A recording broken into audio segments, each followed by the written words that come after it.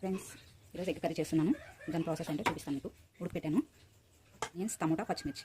1 spoon oil వేసుకోండి. పెట్టిన తర్వాత ఆనియన్స్ వేసుకోండి. సో ఒకటి పచ్చిమిర్చి, ఆనియన్స్ నూనెలో బాగా ఫ్రై అవనివ్వండి. అల్లం వెల్లుల్లి పేస్ట్ దంచుకొని వేసుకుంటుంది.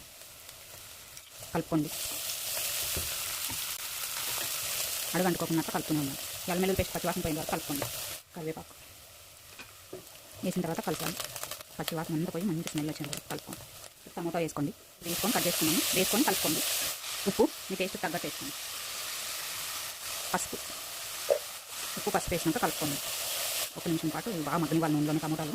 1 నిమిషం పాటు మూత పెట్టుకోండి. ఆయిల్లో బాగా మగ్గనివ్వండి టమోటాలు. మూత తీసుకొని ఇంకొకసారి కలుపుకోండి.